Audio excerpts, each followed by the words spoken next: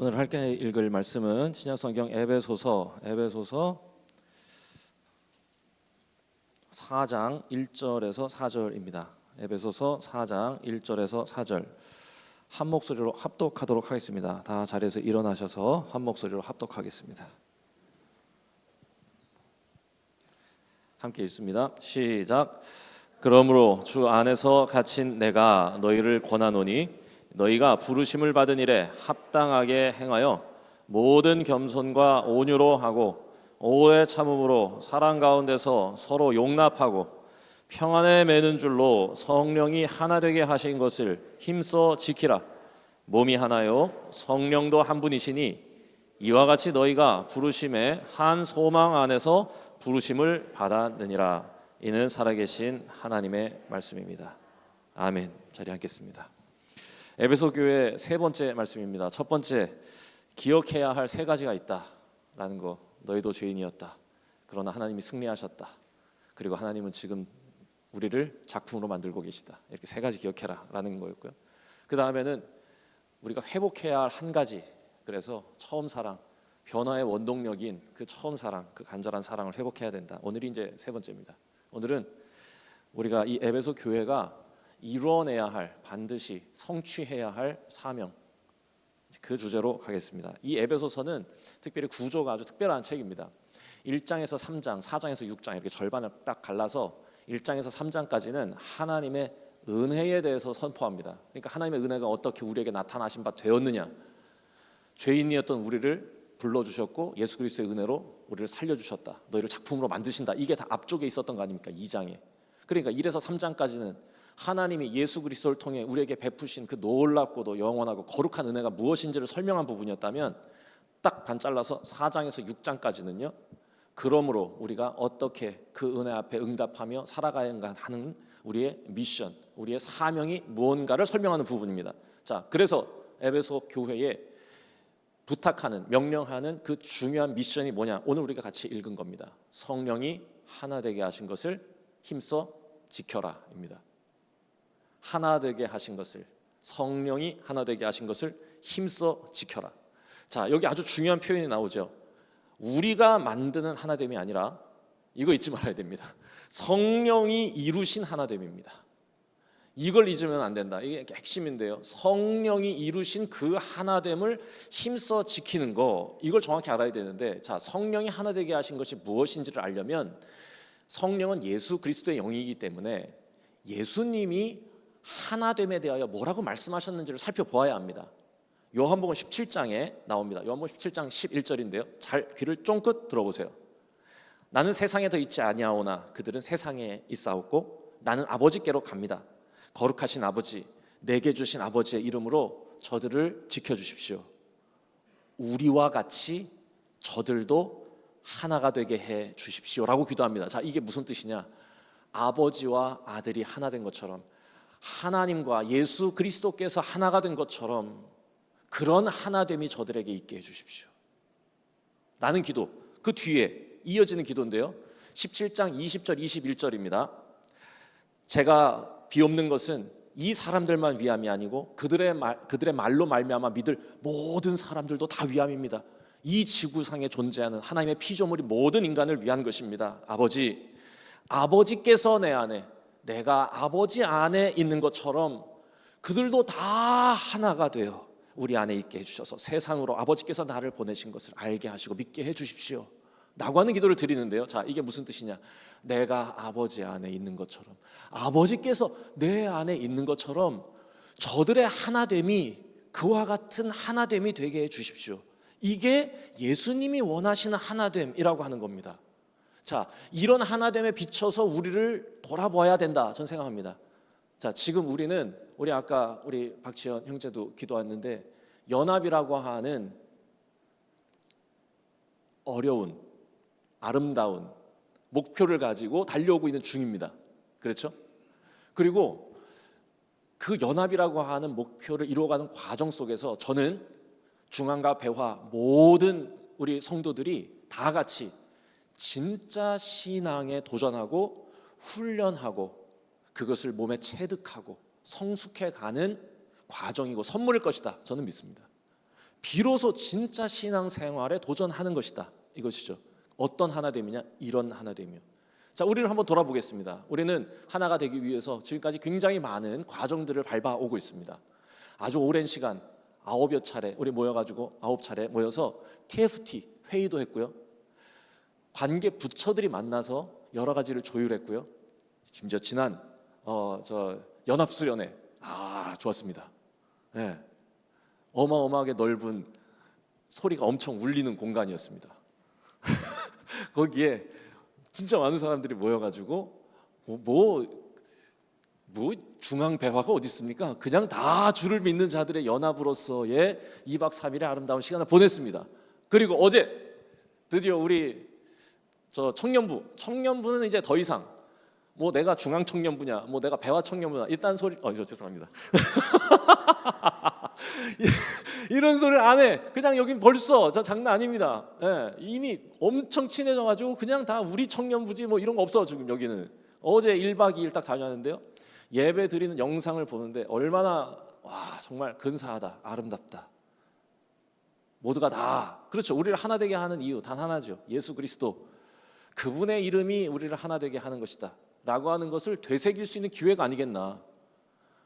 나는 어느 교회고 너는 저느 교회고 이런 편가르기를 넘어서 우리는 예수 그리스도 안에 하나다라는 것을 훈련하고 그것을 성취해내는 아마 우리의 연합의 가장 선봉에 있는 분들이 여러분들이다 라고 말씀드리고 싶습니다. 아멘입니다. 맞습니다. 자, 그렇다면 우리는 아무 문제가 없는 거냐?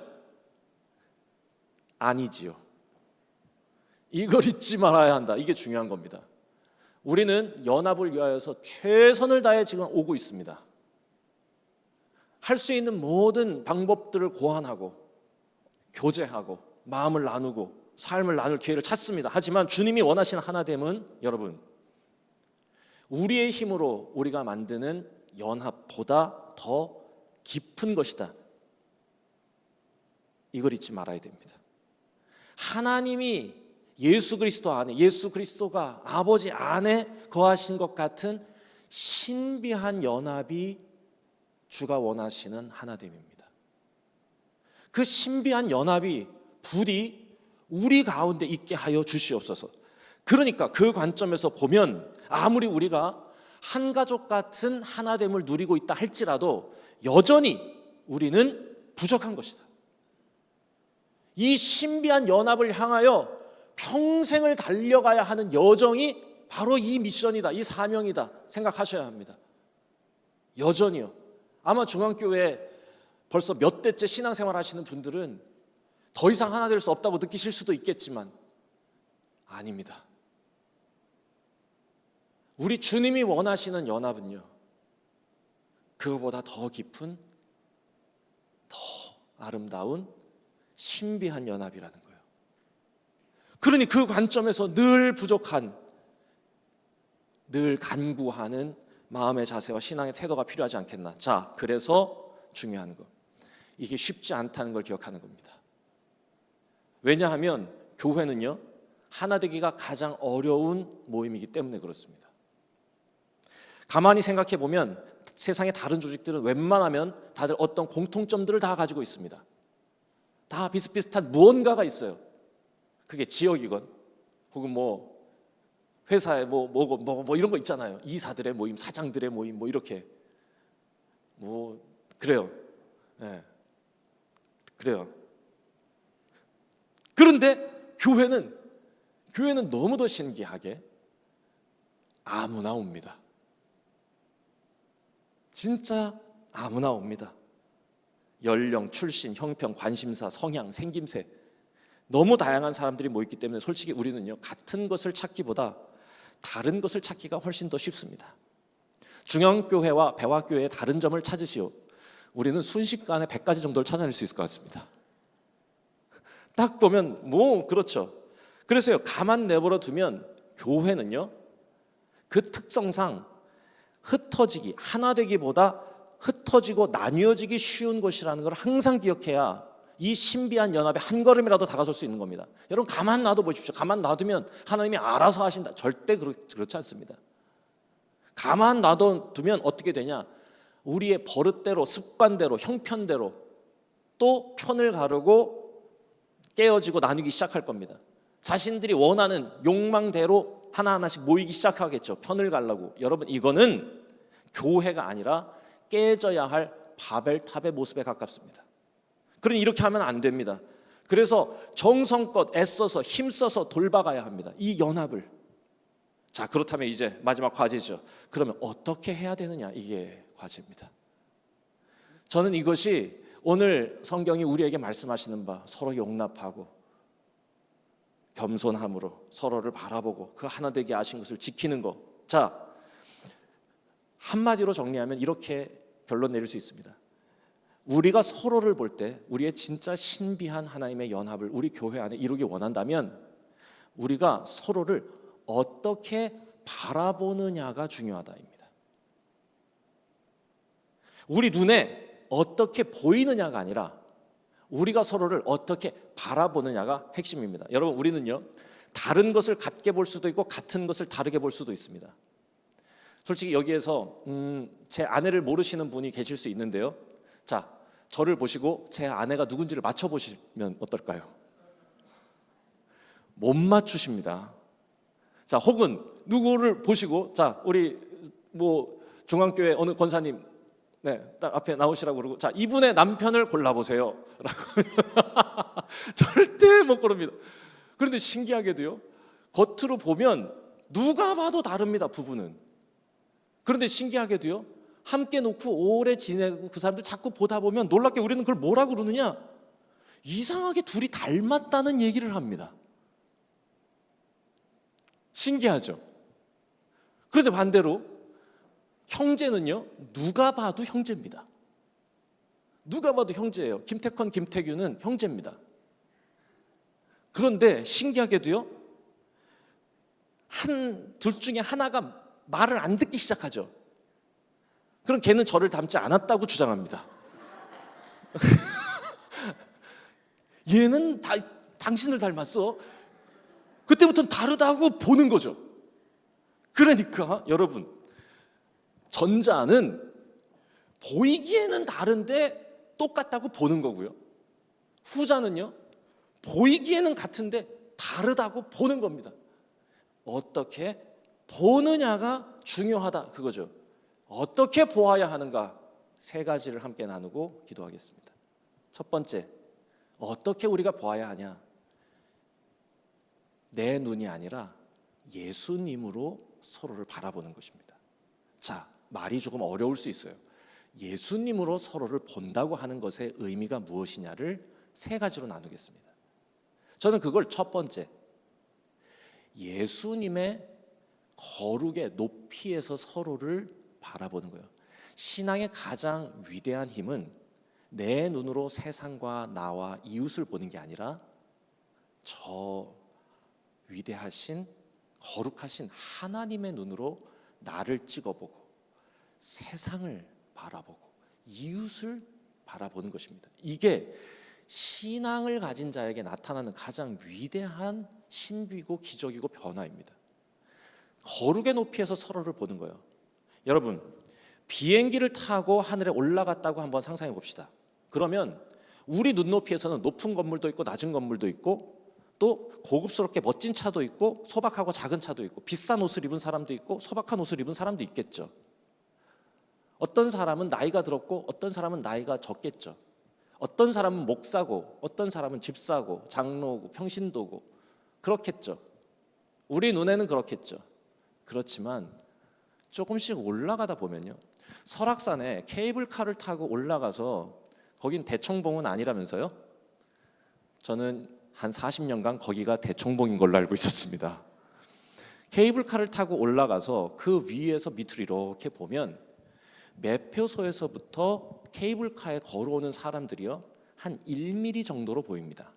개미가 기어가는 것처럼 같이 보이는 거죠. 누가 누군지, 무슨 옷을 입었는지, 나이가 얼마인지, 직책이 무엇인지 하나도 달라 보이지 않습니다. 그저 점이고 티끌이죠. 더 올라가면 우리는 아예 보이지도 않고요, 그저 이름 없이 존재감 없는 아주 하찮은 존재로 보일 겁니다. 여러분, 서로를 그렇게 하찮게 보라는 뜻이 아니라 저 저 예수님의 거룩의 높이에서 서로를 보라는 거예요. 내 눈으로 서로를 판단하지 마시고. 목사가 더 훌륭하겠습니까? 아니면 장로님이 더 훌륭하겠습니까? 아니면 청년이 훌륭하겠습니까? 아니면 연세 많으신 권사님이 훌륭하겠습니까? 우리 눈으로 보면 판단이 되고 평가가 되고 잘잘못을 가리고 못나 보이고 미워 보이고 시기하고 질투하지 않습니까? 여러분, 우리가 정말로 믿음 안에서 그 신비한 연합을 이루기 원한다면 하나님의 눈으로 서로를 보는 예수 그리스도의 저 거룩의 높이에서 우리를 바라보면 목사건, 집사건, 장로건, 권사건, 평신도건 모두 다 가진 것 하나 없는 주의 은혜가 필요한 죄인일 뿐입니다. 은혜에 힘입어 살아가는 연약한 자들일 뿐입니다. 내가 뭐 다르다고 주장할 것을 아무것도 갖지 못했다고 하는 사실을 비로소 깨닫게 되는 것이죠. 그러면 그때부터는 하나입니다. 야, 너도 그렇구나, 너도 그렇구나 하면서요. 두 번째, 예수님으로 서로를 본다.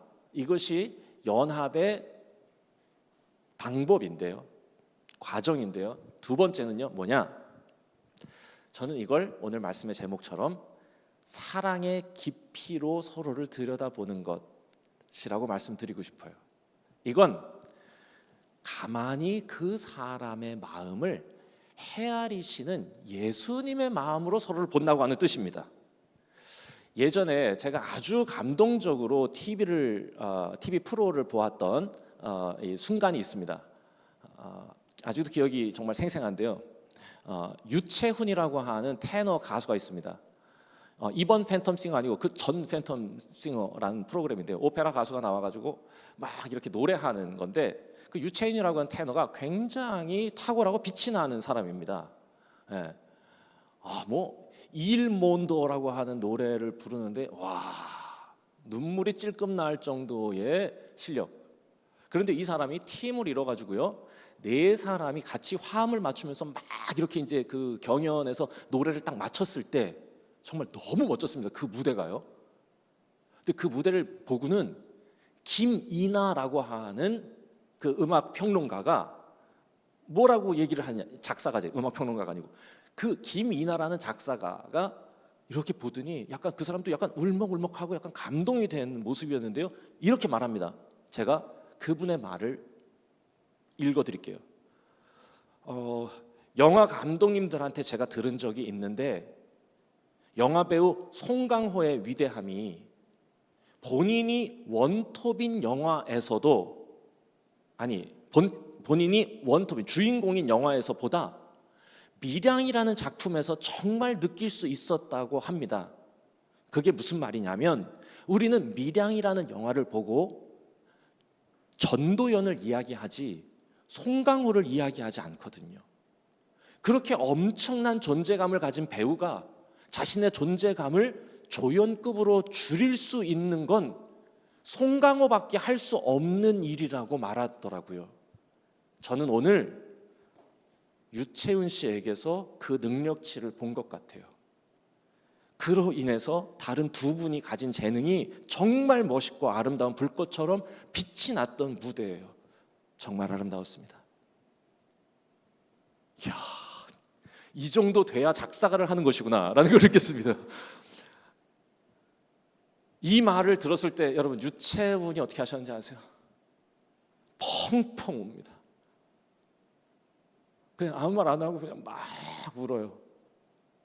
물론 말이 너무 멋있기도 하지만 자신의 노래보다 자신의 마음을 그 김이나가 알아주었다는 겁니다. 다 드러나고 싶죠, 내가. 그런데 지금 이 유채훈은 이 네 명의 팀워크를, 하모니를 위해서 자기를 조연급으로 줄이면서까지 이 모두의 이 불꽃 같은 아름다운 빛을 비추고 싶었던 건데, 그걸 알아준 거예요, 김이나가. 그 마음의 깊이를 헤아림 받았을 때 느끼는 감동이요. 여러분, 우리가 진정한 연합을 이루기 원한다면 저는 이 사랑의 깊이에 도전해 보면 좋겠습니다.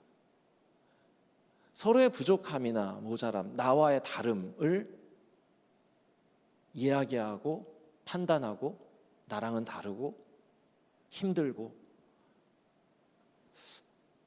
왜 그 사람이 그런 판단을, 그런 선택을, 그런 말을, 그런 문화를, 그런 인생을 살아왔는지를 가만히 들여다본다면 저는 우리 가운데 그 누구도 감동적이지 않고 대견하지 않은 인생은 없다고 저는 생각합니다. 최선을 다하여 하나님 앞에서 살아오고 있는 서로를 이해해주는 그 깊은 사랑의 마음, 그게 우리를 하나 되게 하는 신비로 이끌 것이다 믿습니다. 마지막 세 번째, 은혜의 넓이라고 세 번째의 도구를, 서로를 예수로 바라보는 도구를 은혜의 넓이라고 했는데요, 나에게 주신 그 은혜의 넓이로 서로를 다 이해하고 포용하는 것입니다. 자, 옛날 얘기 하나를 하고 마무리 짓도록 하겠습니다. 전북 김제라고 하는 곳에 아주 유명한 이야기인데요, 한국 교회사의 가장 유명한 이야기 중에 하나입니다. 조덕삼이라고 하는 부자가 있었습니다. 그런데 이 조덕삼이라고 하는 부자의 집에 선교사가 오게 돼요. 그래서 선교사가 와서 하루만 묵게 해주세요. 그래서 이제 묵게 됐는데 조덕삼이라고 하는 이 부자가 도대체 왜 이 남의 나라까지 와서 그렇게 그냥 돈 들여 고생하느냐 이렇게 물었더니 제가 꼭 하고 싶은, 전하고 싶은 하나님의 특별한 사랑이 있어서입니다 라고 얘기를 했답니다. 근데 거기에 감동을 받았대요, 조덕삼이. 근데 이 조덕삼이라는 분도 훌륭한 분이죠. 그래서 그러면 오랫동안 좀 하루 머물지 말고 좀 오래 머물면서 여기에서 그런 거 좀 가르쳐 달라 이렇게 했어요. 그랬더니 그 선교사님이 거기서 가르쳐주기 시작하면서 거기에 금산교회라는 게 세워지기 시작한 겁니다. 그게 이제 금산교회 시작인데요. 그 지금도 거기 가면 금산교회는요, 그 한국 교회 이 저 유적지로 남아 있습니다. 그런데 거기서 시작된 건데, 거기에서 이 조덕삼이 그분의 이야기를 이렇게 듣는데, 이 조덕삼이 참 훌륭한 분인데 자기네 집에 같이 일꾼으로 부리던 말을 치던 마부 이자익이란 사람이 있었습니다. 그러니까 자기 종이죠, 종. 그런데 이자익이란 친구도 같이 그러면 이거 성경 공부하자고 너 일로 들어와 봐라 했습니다. 이유는 뭐냐? 이자익이라는 이 마부가 어릴 적에 고아가 된 게 안타까워가지고 너 우리 집에 와서 저 머슴이나 해라 이래서 데린 아이거든요. 근데 그 친구가 어깨 너머로 천자문을 술술 외우는 걸 보고 참 총명한 친구다라고 그 아이를 아꼈던 겁니다. 그리고는 그 이자익한테 너도 와서 이 얘기 좀 한번 들어봐라. 너 총명하니까 이해할 수 있지 않겠느냐. 그래서 같이 이제 그 성경 공부를 시작했답니다. 열심히 신앙생활을 했어요. 같이 성경 공부했어요. 그리고 같이 그 교회를 세워가기 시작했고 3년이 같이 지났을 때 드디어 이 금산교회 최초의 장로님을 세우는 장로님 피택 선거가 열렸습니다. 후보 조덕삼 이자익. 야, 여러분 누가 돼야 됩니까? 일단 제 마음은 조덕삼, 아니 장유유서죠. 놀랍게도 이자익이 됩니다. 투표로 이자익이 된 거야. 아마 조덕삼의 마음은 야, 저 같은 사람은 울그락불그락 아닌 척하면서 참아냈을 것 같은데 놀랍게도요, 조덕삼이란 분이 이자익이 그 선거에서 딱 당선되는 순간 자리에서 일어나서 앞으로 나와서 90도로 이 성도들에게 인사를 하고는 이렇게 말을 했답니다. 우리 금산교회 성도님들은 참 훌륭한 일을 해냈습니다. 저희 집에서 일하는 이자익은 저보다 신앙의 열의가 훨씬 높습니다. 그를 장로로 뽑아주셔서 진심으로 감사드립니다. 이러고 인사를 한 겁니다. 일단 그 순간 그 울그락불그락한 마음을 다스리기 위해서 앞으로 나와서 그 말을 할 수도 있잖아요. 솔직히 진정성은 언제 밝혀집니까? 그 이후에 밝혀지는 거야. 그 말의 진정성은요. 그 뒤에 어떻게 하느냐. 정말로 이 조덕삼은요, 이자익이 설교할 때 가장 앞에 바닥에 무릎 꿇고 앉아서 들었답니다. 전에는 장로님들이 그 교회를 맡고 장로님들이 말씀을 전했거든요. 그러다가 이 이자익이 참 더 깊은 신학자로, 목회자로 살아가길 바라는 마음으로요, 이 이자익 장로를 저 멀리 평양 신학교에 보내서 공부를 시키기로 합니다. 다녀오시라고. 그러면서 모든 공부를 할 수 있는 학비의 생활비까지 다 지원했고요. 그리고 평양에서 거기서 공부하는 모든 과정 가운데에 필요한 모든 것을 다 제공했어요. 그리고 이 조덕삼 드디어 몇 년 뒤 금산교회의 장로가 됩니다. 한참 늦은 거죠. 기수로 치면 벌써 뒤쪽이야. 그리고 교회를 새로 지었습니다. 그리고 그 교회의 첫 담임 목사로, 새로 지은 아름다운 성전의 첫 담임 목사로 이자익을 모십니다. 야, 기가 막힌 이야기요. 진심이었습니다. 자기가 장로에 피택되지 않고 장로에 떨어졌을 때 그 인사드리던 그 인사의 진정성이요. 여러분, 어떻게 이런 일이 가능했겠습니까? 조덕삼이 이자익을 예수님으로 보았기 때문입니다. 그 거룩의 높이에서 그를 보고 나를 보았고, 사랑의 깊이에서 그를 이해하였고, 은혜의 넓이 안에서 나보다 더 인정받는 이자익을 깊이 품어낸 것이다. 이자익도 너무 훌륭한 분입니다. 그러나 저는 이 이야기를 읽으면서 조덕삼 장로님의 마음이 참 아름답고 빛이 난다 느꼈습니다. 성령이 하나 되게 하신 신비한 연합에 성공한 금산교회의 이야기. 저는 그것이 하나님께서 명하신 하나됨을 이루어가기를 소망하고 이 자리에 모여 함께 예배하는 우리 중앙배와 우리 모든 하나님의 자녀들의 사역 속의 삶 속에 반드시 성취되어 가리라 믿습니다. 이 일을 위해 힘쓰실 때 하나님의 은혜와 도우심이 우리 모두에게 함께하길 바랍니다.